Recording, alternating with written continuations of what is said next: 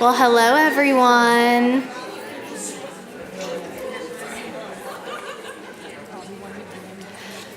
Well, my name is Elizabeth Blount, and I'm an RCI staffer, and it's my privilege and honor to introduce our next panel of speakers, Jim Smith, Cheryl Dariso, LaToya Josey, and Gina Hill. Jim has a BS in chemistry with additional coursework in biology, physics, mathematics from Georgia Southwestern State University. He has extensive training in many areas, including industrial hygiene, hazard communication, DOT hazardous materials compliance, and Phase 1 environmental site assets.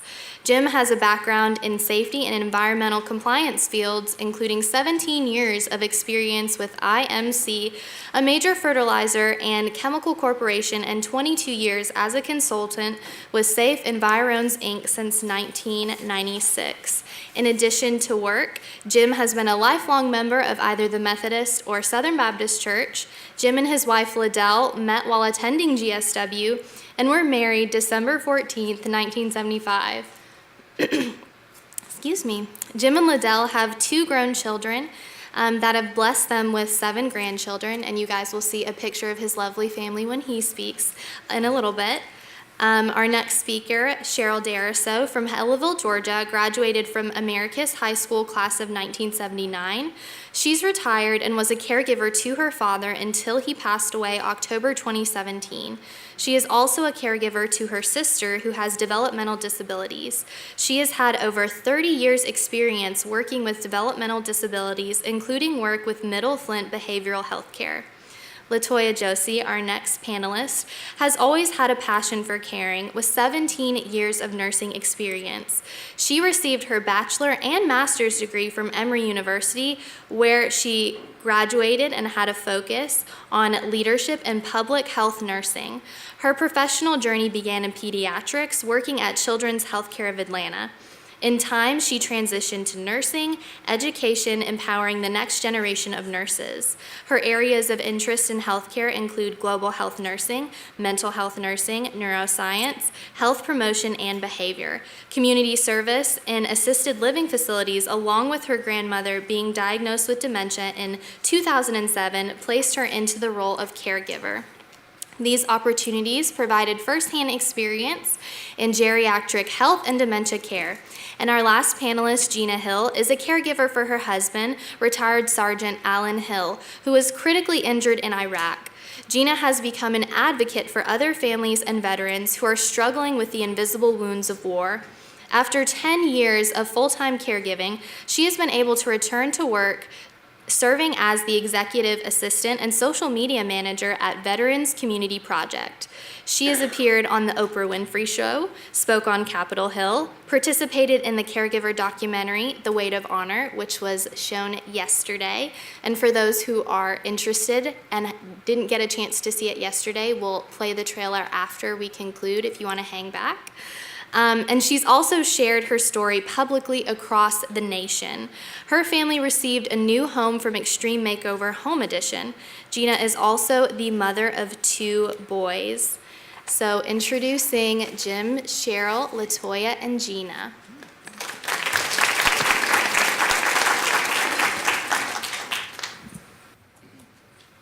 We'll see if this is on. Good afternoon.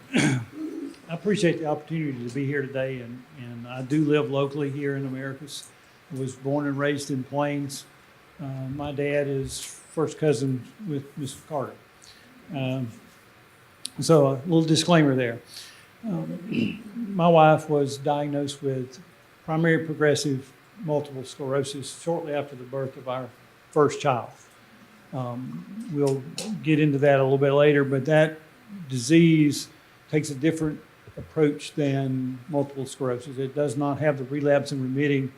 It's just a slow progression for disability over the years. Liddell and I did meet here in the Roney building on the other side of campus. We were in zoology in the summer of 1975. She was sitting in the front of the class where all the smart kids sat, and I was sitting in the back where the goof-offs sat. But I thought she was cute. I convinced her to date me for 3 months, and 3 months later we were married. everybody told me I ought to have been a lawyer. But we graduated that year in the spring of '77 with a BS in chemistry, and she was accepted to the Medical College of Georgia, and we moved to Augusta for that purpose. And after being there a few months, she's one of these folks that wants to know everything. She's not happy knowing most things. She's not happy with an A. And the stress of medical school and being away from family for the first time, she decided that wasn't what she wanted to do for a living. We stayed there a couple of years, introduced her baby sister to a lawyer from Augusta, and they still live there. We had an opportunity to move back to Americus in late '79, and I went to work for IMC. And 9 years later, we were blessed with our first child, Justin, our son, who has a couple of kids. They live in Leesburg, Georgia, so we have close contact with those two of our grandchildren. Shortly after Justin's birth, she experienced postpartum retrobulbar optic neuritis, which is one of the first signs of MS in a lot of people.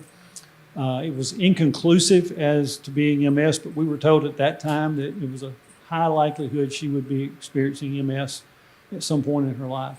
We had some additional test work done that also indicated potential for MS, but no diagnosis. Kelly was born 4 years later, and within about 14 years, Liddell started experiencing severe pain in her calf muscles. She's very athletic. She's a typical type A athletic person that comes down with MS. About 85% of the people with MS are that type of personality. Over the next 10 years, she continued a pretty much normal life after the 14 years with no symptoms. In 2009, a very non-traditional approach for MS treatment became the rage on the internet. A doctor in Italy had determined that MS may be related to blood flow from the brain, and there was a process of opening veins coming out of the brain with stents. There was a doctor at a research facility in a major university in California that was willing to do that. He was a heart surgeon. She had 2 stents installed after we had spent several months going through that process with the doctor and had seen literally miracles. We had seen people that could not walk have 2 stents put in and get up and walk like I walk. It did not affect Liddell's ability to walk, but her speech returned immediately. When she came out from the anesthesia, she could talk, and she was down to a whisper before.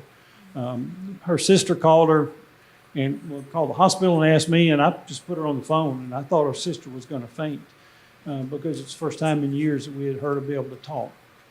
That lasted about 3 years. It also improved her energy level significantly and was able to give her, another good 3 years of quality of life. We've also been to Maryland to rule out some other diseases that can mimic MS. Her pathway to MS and her symptoms have been very atypical, mostly pain-related until she began to have walking difficulties and then the speech difficulties. With all the medical efforts in the last 10 years, it's just been a steady decline. She's been in a wheelchair for the last 6. She has now no control over any limb. She's lost most control over most body functions. She can whisper most days. With myself and the caregiver and our daughter, we're about the only 3 that can understand her on any consistent basis. Right now, we are fighting primarily pain management. It is persistent and worsening. It's excruciating at times. A little over 4 years ago, at some of the traditional centers we've been to for MS, they told her that her lesions had grown to the point on her brain that she would start experiencing basically phantom pain similar to an amputee. And within 3 months of that diagnosis, she began to do that. Maybe as simple as part of her ear may feel like it's on fire, or to a foot may feel like it's on the floor when she's laying in the bed. That type of sensation, and it can go from 0 to extensive pain almost immediately. She had developed with the talking and speech problems, swallowing problems, and so 2 years ago she had a feeding tube installed. Before that, the 2 years before that, in the winter, we had been an average of about 5 times in the hospital for pneumonia. Have not been back since the feeding tube for pneumonia, so that's been a real benefit there.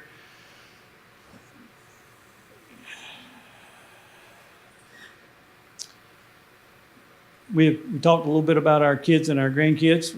Our daughter lives in Savannah, and they have 5 children, 4 girls and a little boy. Our son has 2. Liddell's main complaint in all of the process is that she can't be the grandmama she wants to be. She's the most amazing person I've ever met. She has gone from the person that always was the caregiver. She was the underdog champion in life. We always kind of joke we never knew who was coming to dinner because she was going to bring somebody home that she felt needed a meal, or she was going to be somewhere taking care of someone. And to transition from that to having to be on the caregiving end, or care receiving end, she still has that caregiving heart. If she hears at church about somebody that needs something, I'm told to go take care of that.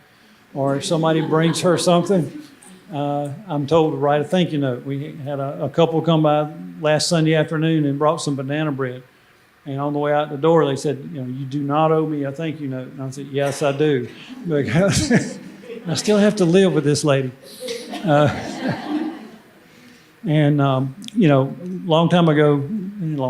couple of years ago, our pastor asked me one Sunday, he said, y'all ever laugh? And we just both busted out laughing because, like I said, I don't know how she does it, but every day she smiles. She's never had a bad day. And like I said, she's been in a wheelchair 6 years. She's been totally incapacitated for 2 years. I'm the only one that moves her. The caregivers, they set her up and lay her down on the sofa during the day while I'm not there. But I'm the only one that picks her up physically and moves her from place to place in the house. We have been able to, we live in a 2-story house. We have a stair lift we modified our bathrooms. We've modified the hallways, modified the entrances so that we can have access.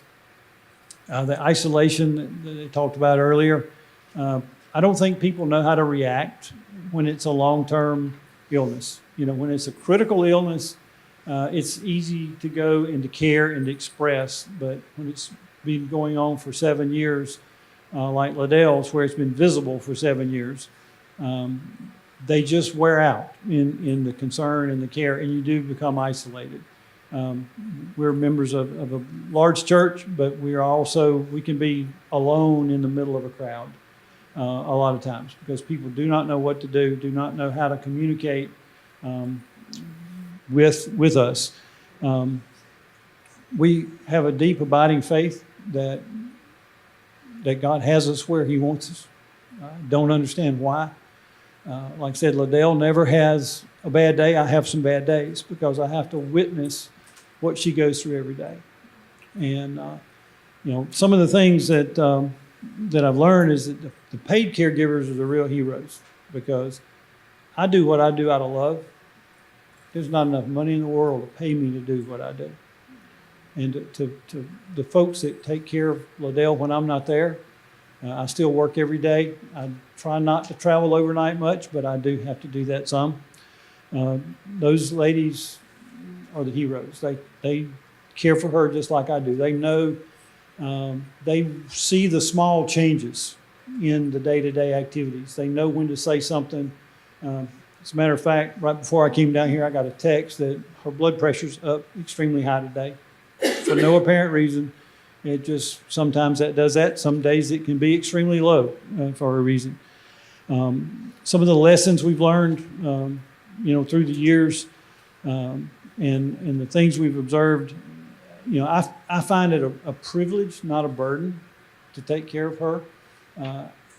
I might have a different attitude if she had a different attitude, but it does require God's strength. You can't do it alone.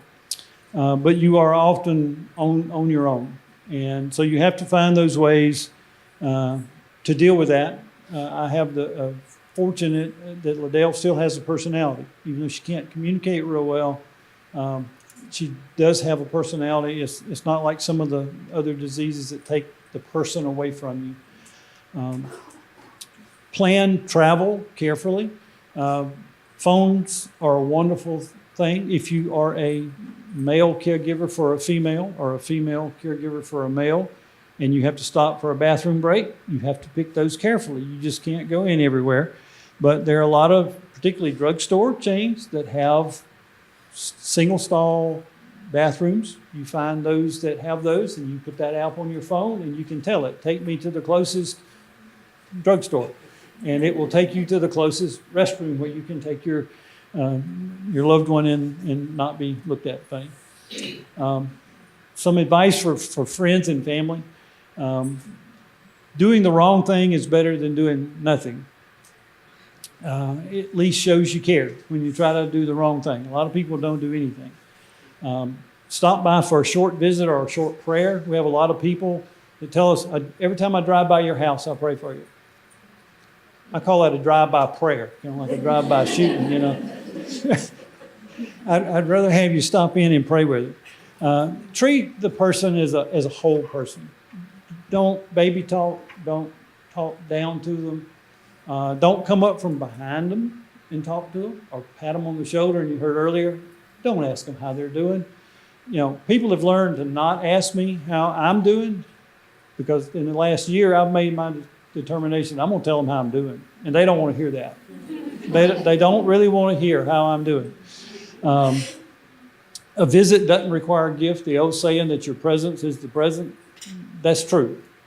But don't bring other gifts like contagious diseases. If you're sick, don't come. If you got a bad cold, don't come, because someone in their condition can't tolerate that. And remember the caregiver as well as the patient. For a caregiver, earlier today you heard, educate yourself on the disease. We have seen, my wife researched MS for years. We've got volumes on computer and on the shelf about MS and MS treatments that she did, that I've done since she's been unable to do that. And it pays, because when you go to a physician, you need to know they have multiple patients. You have one. And your one patient is your priority. When you go to the doctor, we've been very blessed here locally, particularly with emergency room visits. They realize real quick that she and I have researched MS more than an emergency room physician has researched MS. And so they're willing to listen. You are your loved one's advocate. Always be that advocate. Don't let someone with a label, with a PhD, with a stethoscope hung around their neck tell you something different. Keep detailed records, though. We track medication, mood changes, bowel habits, everything, so that you know if there's a change. They talked about the A-team earlier. Keep a primary care physician, because you have a specialist dealing with the disease. They don't look at necessarily bad colds and stomach viruses and things like that. And so they're looking at the disease which their specialty is in. So you need a good primary care. You need the specialist for the debilitating disease. The pharmacist is absolutely essential. Our pharmacist has saved Liddell's life twice. Literally saved her life twice with drug interaction warnings and cautions. A physical therapist, if they're still able to have physical therapy, and a spiritual and emotional care. Don't be afraid to ask for help. About 6 months ago, I finally gave up and went to my pastor and said, I can't do this. I've got to have somebody to talk to. So we meet regularly. It's often as lonely for the caregiver as it is the patient. I love the comment earlier about the decider. My pastor laughs at us about how we communicate. I communicate by email at work, and I communicate by email with our 2 kids, and my wife has 6 brothers and sisters. And I give them detailed updates. Nothing is withheld, but I make it real clear I'm the decision maker. I'm the decider, as he called it. And that really has resolved any issues. My wife does, her baby brother's a physician, and he likes to have his 2 cents put in, and that's fine. And but I'm still the decider. And the reason I'm the decider is I have the fortunate ability so far that Liddell has still got enough mental capability. She still involved in her own care. And so she is really the decider. I'm just a doer. I appreciate the opportunity to be here, and maybe something was of a little bit of help.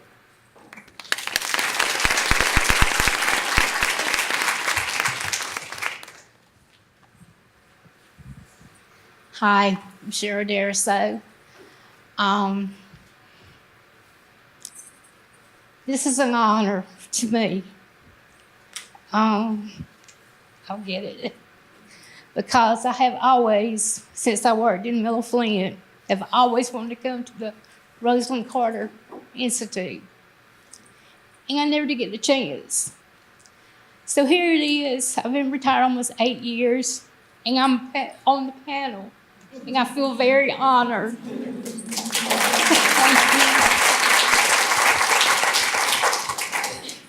Like I said, I worked for Middle Flint. I worked at the female group home for 17 and a half years. Then I transferred over to the day center and finished out my time in December 2011. I was on the old Georgia plan, as they say, merit system. So all my leave that I have built up was almost counted up to 2 years. So actually, I had 32 years in.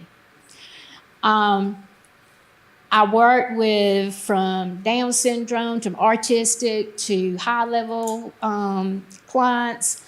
I don't know if Ms. Carter remembers, we had a mobile crew that come up to the Secret Service office, and we used to clean the office at 6:30 in the morning. I did that for 3 years. So I got to see a lot of you, Mr. Carter, a lot.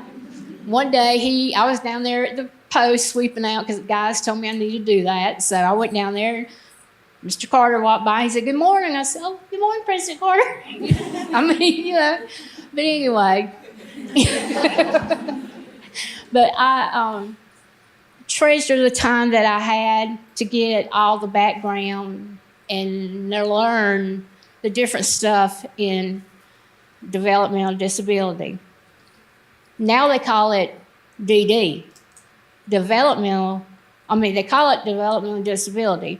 They used to call it MR, mental retardation. They want to the MR knocked out, even though we know that, My sister is severely developmental disability. She is pretty high function. I mean, she can do pretty much on her own, but I still have to remind her. She still has to have her routine. When she gets home from school, I'm going to school tomorrow. I got to get my clothes out. I get my dollar. I'm going to go get my bath, so forth. But anyway, after I retired, I moved home with my dad because my dad asked me to move home to help him out with her. Well, we did fine for the first 5 years until he got sick with COPD. And CML. We were in and out of the hospital last year so many times.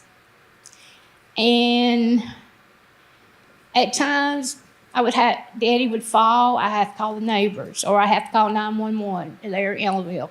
They were so good and came and picked my daddy up, put him back in the bed.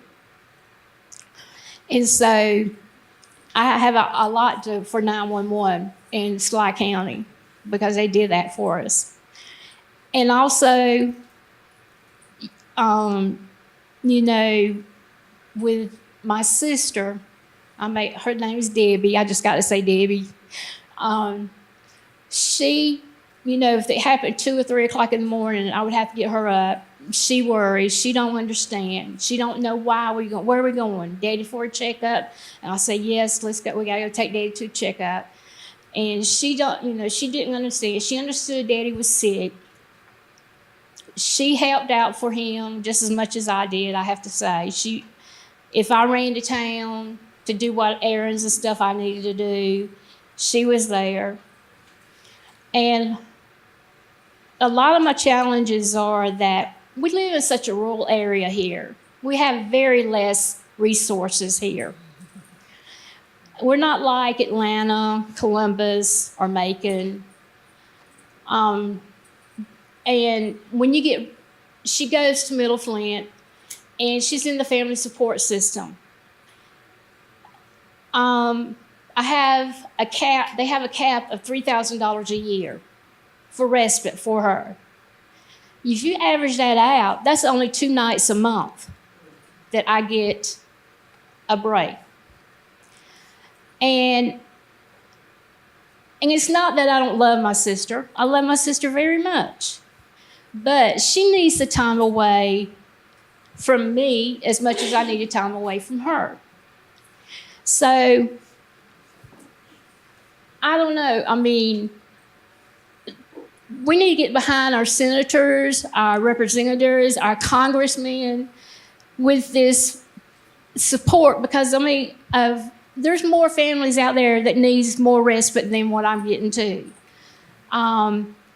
There are some that are medically that needs to be in a wheelchair, and they need feeding tubes. They need to be come out there and check them out and everything. So I do the best I can with my sister. I've learned when I have a doctor's appointment, she goes with me. Doctor takes her out. Like this past Friday, we went to the doctor, got our flu shot. Then we had to go to the hospital and get a mammogram. But anyway, my main thing is stressing is that the caregivers like me, I'm single. My dad passed away last year. It's been a very tough year. And at times my sister would not do like I asked her to. I would have little issues with her. And I believe that's the way she was reacting to my daddy's death. But now we're okay, but we still have our moments. And every year, every holiday or whatever, or just because we'll ride through the cemetery. My mother's buried there. She's been gone 10 years. And how I had to demonstrate to her and explain to her about when Mama died was, Mama's gone up to heaven with Jesus. This is her new bed. You know, the casket, this was her new bed. And she always wants to make sure she has her shoes on. She did the same thing with Daddy. She knew Daddy was up in heaven with Jesus. She knew this was his bed. Instead of her calling the cemetery, she calls it a nursing home. And she'll say, I miss Daddy, and my heart breaks. So I want us and all of the people that can to write your congressman and your state or your senator to give us extra fundings for our clients, our loved ones. And I have such a great respite provider, and she's wonderful. She treats her like her own, and I'm very blessed to have her.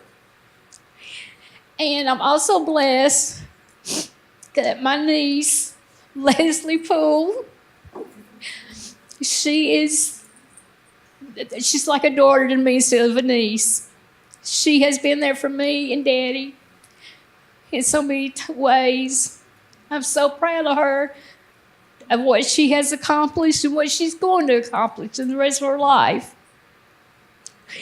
And Nigel and the boys, they are special in my heart and in Papa's heart, because he said one day, me and Leslie, they put him in ICU, and he said to Leslie, Leslie, I love you so much, and I love Nigel and them boys, and I wouldn't know what to do without them. So it's hard. It really is. And I'm not going to lie. I mean, these tears are for him. These tears are for me. Because I feel so honored to be here. Just overwhelming. And, you know, we all need extra time.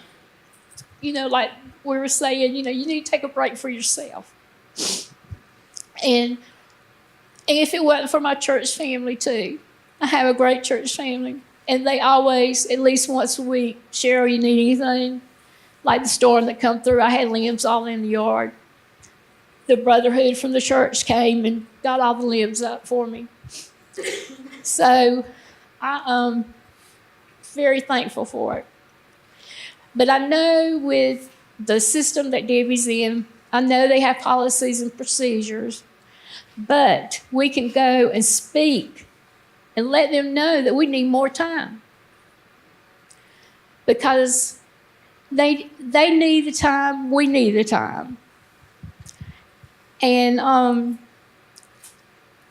you know, Debbie was diagnosed when she was 2 years old, mentally retarded. And so I've been around all my life. She's 11 months younger than me. So we're right there together. And I thank you for the opportunity to come and speak. And this is an honor for me. Thank you.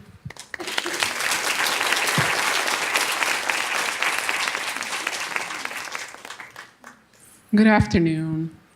Like everyone else, I'm honored and privileged to be here and to be sitting here on this panel.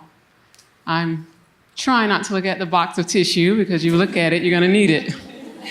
So, my name is LaToya. She introduced me, and I want to speak on behalf of my family and my grandmother.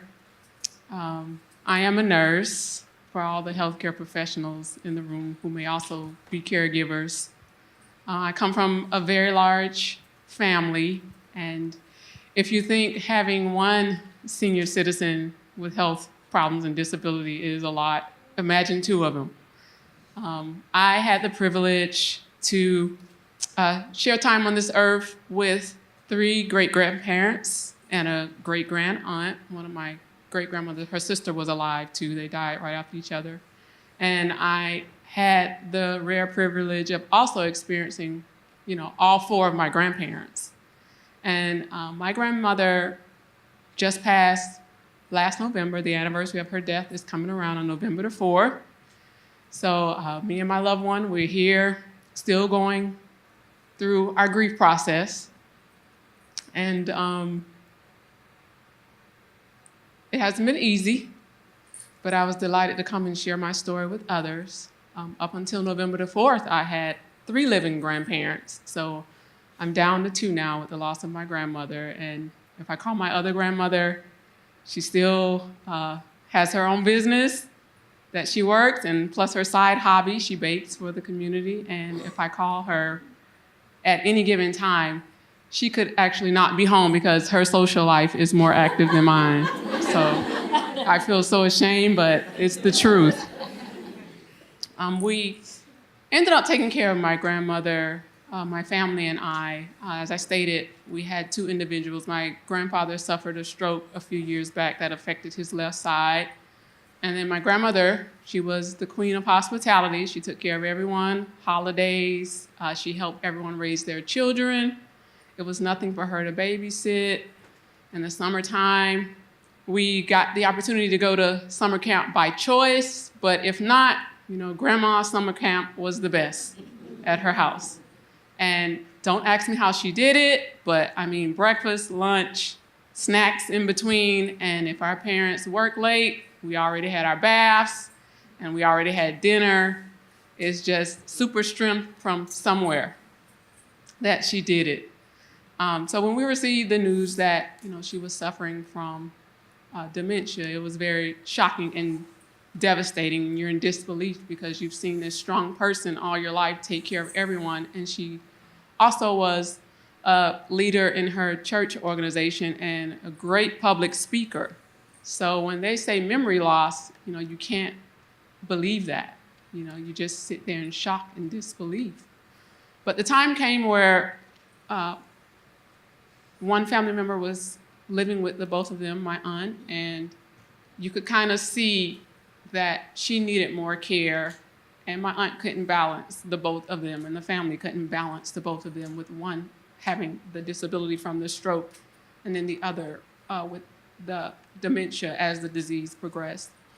So my family and I, which is my mother, that woman over there, she looks like my sister, my best friend, but that's my mom. Myself, my stepfather, and my sister, we decided to take on the task. My parents' home, we call it the facility, because we basically, if you walked in there, I mean, from all of the equipment, the bed, we had a pharmacy area, we had supplies. It really looked like a facility. And don't call us crazy, but we did it ourselves. And the reason why we ended up doing it ourselves to the very end is because a lot of people in the home health companies in my community, they were not educated. They did not understand dementia. And they were in it for the wrong reasons, and they thought they could just come in there and just, treat the individual like a normal patient. And it's like, no, she has special needs, and they just did not understand, and they just did not respect our opinion and our thoughts. Like, this is our family member. We know her just as much as you do, and, didn't want to hear our voice. And again, not having the education, we kind of said, okay, you're not familiar with how to care for her, and me being a nurse and being strong individuals in my family, it's like, okay, we got it. So when we took over, we literally did it ourselves and just worked out all of our work schedules and just shifts and the cooking and the cleaning. Do I recommend that? No, but if you have to do it, you have to do what you have to do, because you want your loved one to be cared for safely, and you want the providers to know what they're doing or have some level of education. So that was one of the challenges that we faced, thinking that you live in a big city and, when we take them to a medical facility, everybody knows about this, and really they don't.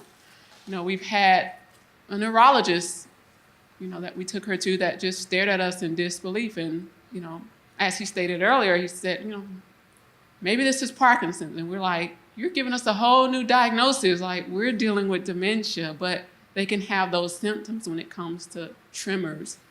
And having to educate doctors and nurses. And, we always stayed with her at the hospital. We spent the night and, had to kind of educate nurses, patient care techs on how to care for her and what her needs were. And again, educate even doctors and let them know, home health, educate everyone how to care for her. So that's one of our challenges. Transport was a challenge.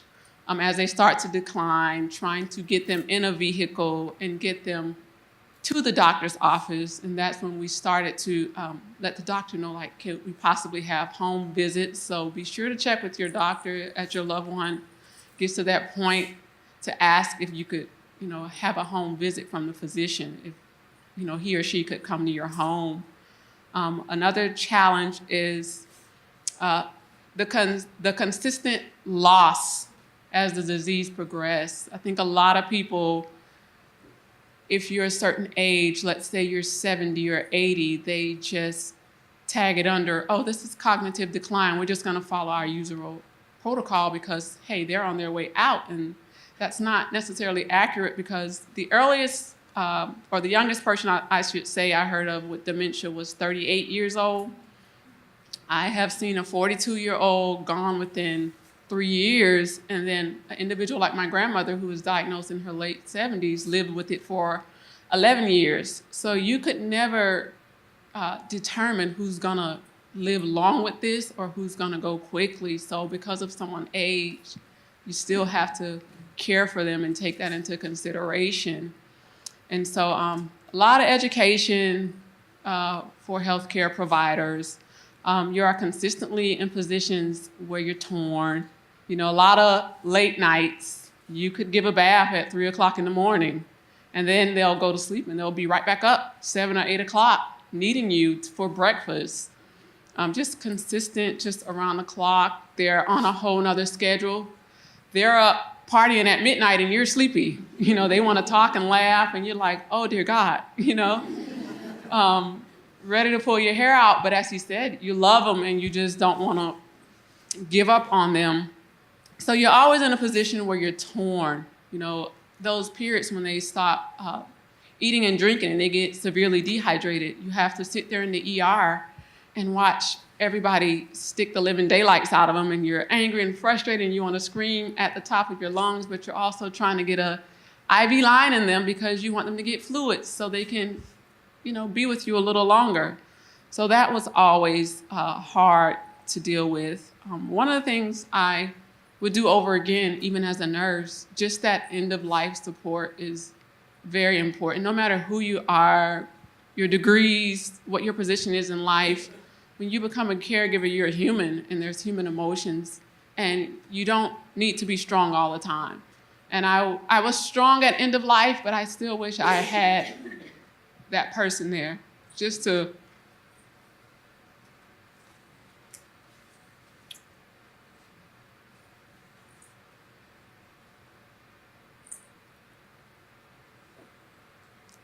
hold my hand and just walk me through those steps, because you kind of know that death is coming, but it's hard to really process it because your mind is in the mind of a nurse. And just those last weeks and up into those last days, you kind of intuitively, you kind of know and you kind of see.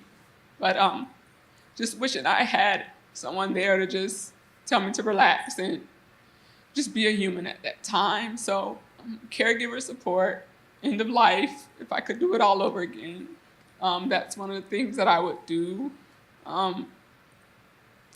It's devastating. I never knew that, the toll that it takes after. I still, even though it's coming to a year of her death, I still deal with a lot of things, not understanding. My family is very religious, but you still ask why and you still don't understand. And although it's placed me on this journey of even being here right now, speaking to you and helping other families, my grandmother still left us with a beautiful gift and kind of set me on this new career path. And that's one thing I would say. And if I could say anything to anyone, just make memory care a priority. I don't care if you're 30-something, if you're 25, make it a priority. Your memory care starts now. I find myself at home, putting on my watch, even if I'm at home for the day, because I just try to keep up with the time. When you see someone lose these abilities that you take for granted every day, it makes you just want to do everything. I try to keep my calendar out, just consistently try to keep working on my mind. It's a lot of technology. It's a lot of information overload. Just prioritize your life. Toxic relationships, anybody bringing you drama, the things you don't need, just eliminate that stuff quickly, because your mind and just your physical abilities, they're so important. Hold on to those as long as you can. Care for those as long as you can. If you have to put your loved one in a facility, don't feel guilty about it. Your mind will run consistently even after they're gone.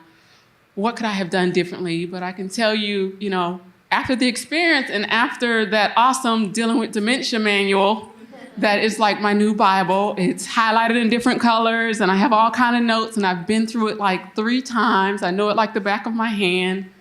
Now I'm ready.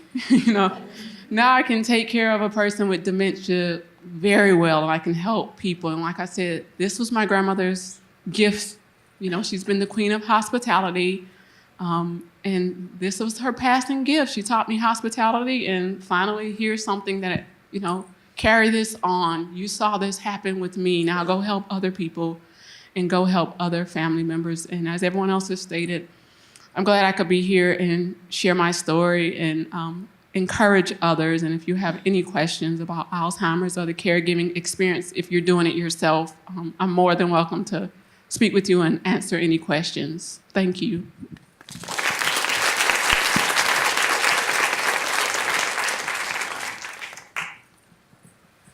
Good afternoon. It's my honor to be able to share my story here with you today. On November 21st of 2007, the lives of our family were forever changed. On this day, during my husband's second tour in Iraq, the vehicle Alan was riding in was hit by an IED, commonly known as a roadside bomb. Serving as the vehicle gunner, Alan was thrown to the bottom of the vehicle, suffering a collapsed lung and seizures. He was medically evacuated to Landstuhl, Germany, before being transferred home to Walter Reed Army Medical Center.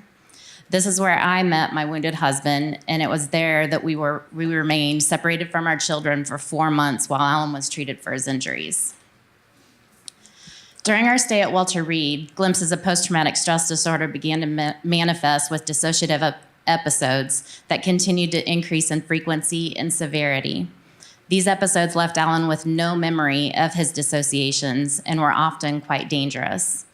Common sights and sounds continued to trigger Alan's dissociations. The roar of a plane engine overhead or a sudden background movement often triggered a dissociation that would hijack my once charismatic husband back to the battleground. While Alan's wounds may be invisible, they are real, and they are physically, emotionally, psychologically, and socially debilitating, not only for Alan, but also for me and our 2 boys, Mikhail and Drayson. Post-traumatic stress disorder is a mental illness, and like all mental illnesses, it does not affect only the person suffering, it affects the entire family. The first 3 years of our journey were spent struggling and fighting for benefits, answers, and treatment. No one knew what was truly wrong with him. Alan was in and out of hospitals from Washington, D.C. to Kansas City to San Antonio. Our boys were shuffled between different family members and oftentimes hotel rooms in cities far from home. Alan was forced to transition from being a soldier to being a civilian who is medically retired from the military. I became a full-time caregiver for my husband, who is no longer the confident, independent man I had married, but rather a man totally dependent upon me. And even though Dad was physically home, our boys had to grieve the loss of the dad they once knew. It was 8 years ago in 2010 when we hit rock bottom. We were calling 911 regularly, 15 times to be exact, in a little less than a 2-year time span for assistance during flashbacks and even a suicide attempt. We had moved our family to a hotel in Texas for an entire summer for Alan to be hospitalized in a psychiatric hospital that had a PTSD program specifically for military personnel struggling for PTSD. We had done all I knew to do to help him heal his mind of his injuries he had received in Iraq, and I wasn't sure what we were going to do next. At this point in our journey, the VA was of little help to my husband. Each day was a struggle, and every day my husband said to me, "Jean, I'm not sure how much longer I can hang on." At this point, I was desperate. His dissociations were becoming more frequent and lasting for hours.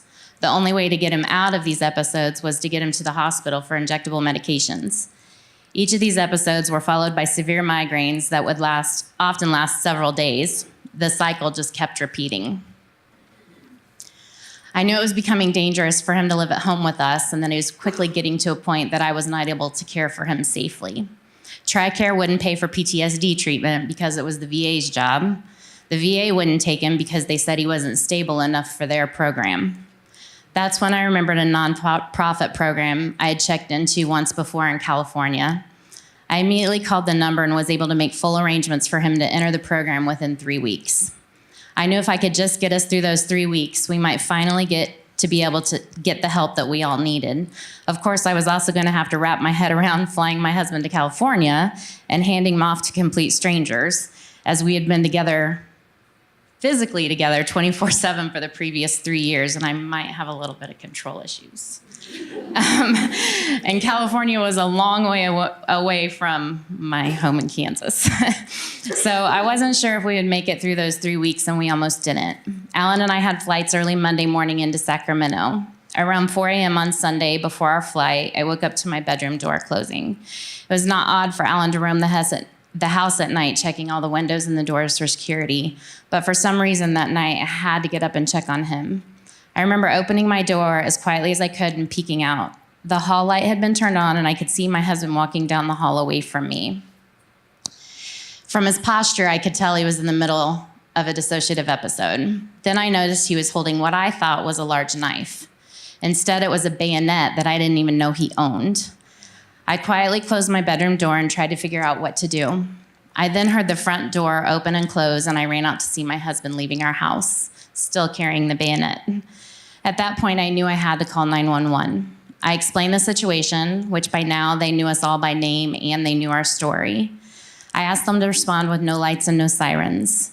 They arrived and searched the neighborhood for him for about an hour and couldn't find him anywhere. They asked us to leave the house in case he came back home.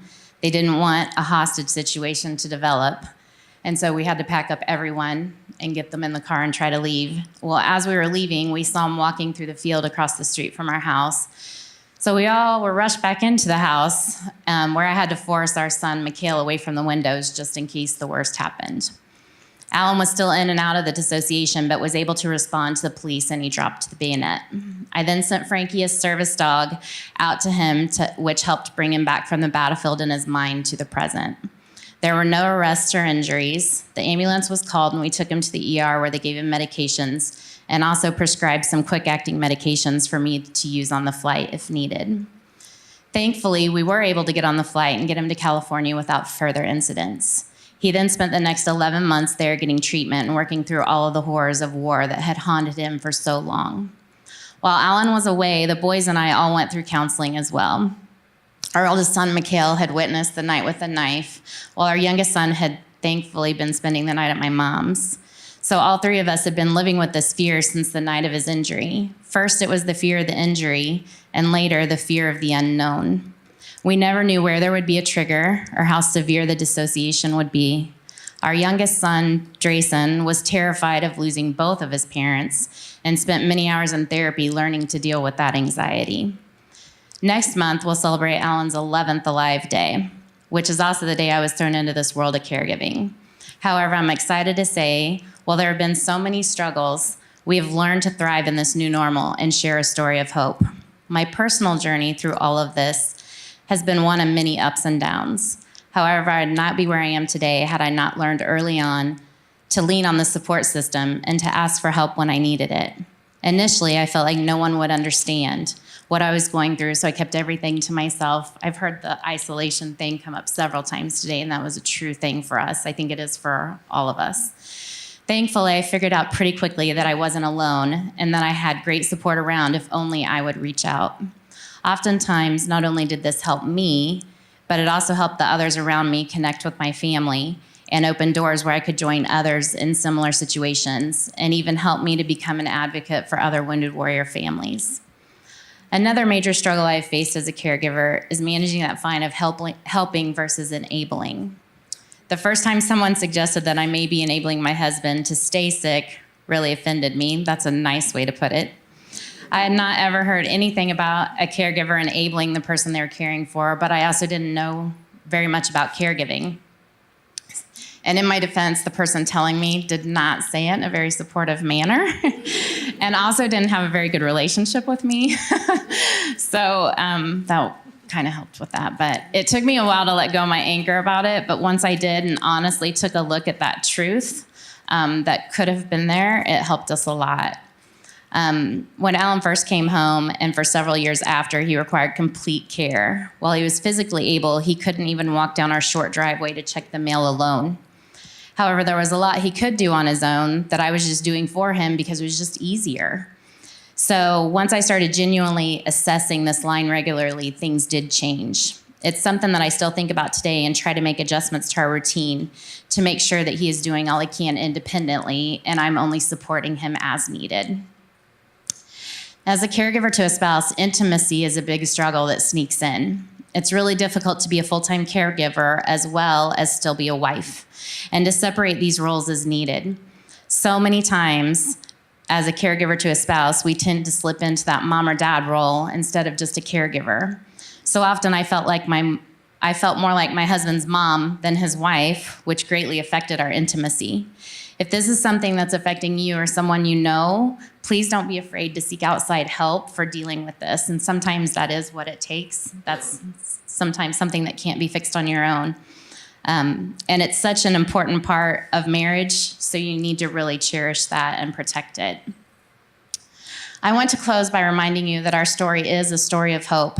Alan has enjoyed several years of relative good days and has learned to recognize when he is struggling and needs a little more support again. He is enjoying his independence he has been able to regain and constantly works to get more. It's almost been 11 years and he wasn't able to drive because of his post-traumatic stress disorder for the first 10 years. And then just a year ago, he was able to start driving again. So that's been a huge accomplishment for all of us. Our boys have adjusted well. Our oldest son is getting ready to join the Air Force, and our youngest son is 15 and a sophomore in high school. So as for me, 2 years ago, I was able to return to work part-time. I started volunteering for a new veteran nonprofit organization in Kansas City from home, and then it started turning into just a part-time job. And last October, I was able to go full-time with them. Not only has this been amazing for me, but it has provided Alan with the opportunity to gain even more independence, which he cherishes. I truly think it was the little push we both needed for him to gain complete control of his life again. So thank you for allowing me to share my story, and if you have any questions, I'm happy to answer them.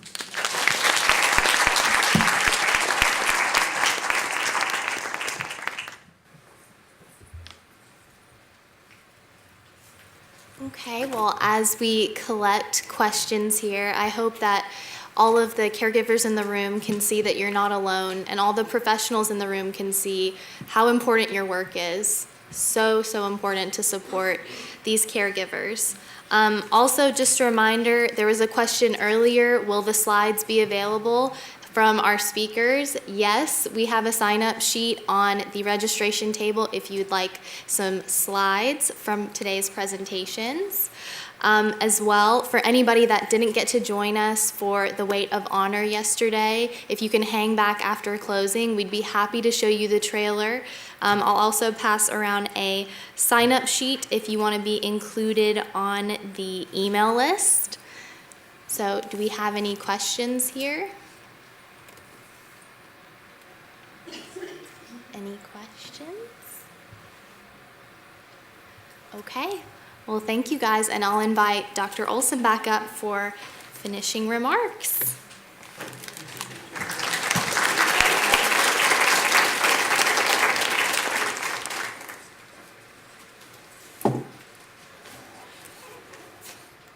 First, I'd like to thank all of our speakers today for sharing so candidly and so accurately what they're experiencing, and to share tips and things they have reflected on in their time as caregivers and experts. I hope today provided you all with some new perspectives and some insights about challenges and solutions. At this point, I'd like to take a moment to recognize the amazing staff here at RCI who have made yesterday and today happen. I'm going to ask them to stand up so we can give them a more formal round of applause. So Andrea, Elizabeth, Kelly, and Mary Margaret, there you are. Thank you.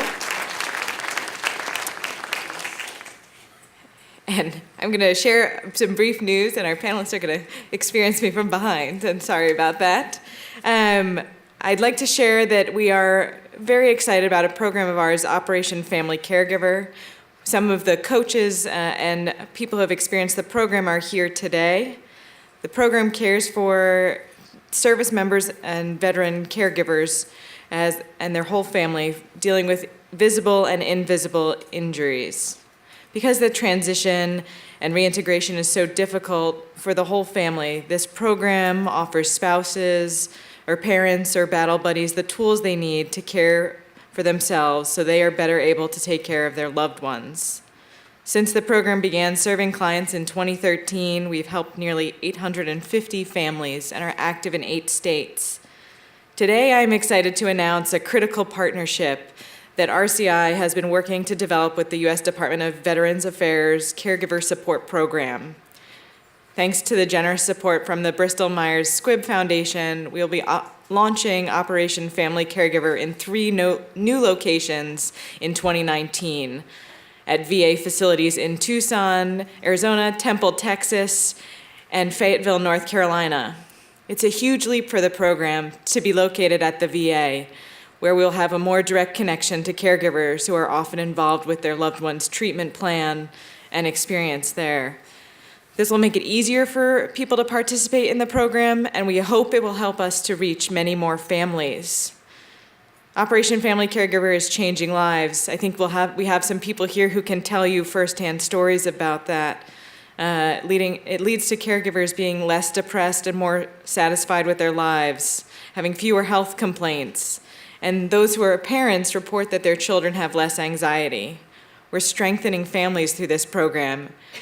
And we're excited that our partner, Bristol Myers Squibb Foundation, recognizes this work and this program and is working with us to expand it to reach more families in more ways. We're privileged and honored to partner with the VA, and we're excited to see where the program heads next. And with that announcement and that excitement, which we hope will carry us, I'd like to call the summit to a close. Thank you all for your participation and for your questions and engagement. For those that registered for the Gala Awards banquet tonight, we'll see you then. And for everyone else, have a safe trip home. I hope that this coming to a close at this conference isn't the end of a conversation, but hopefully the beginning of many more. Especially since I'm new here, I look forward to getting to know many of you over the coming weeks and months. So thank you and have a good day.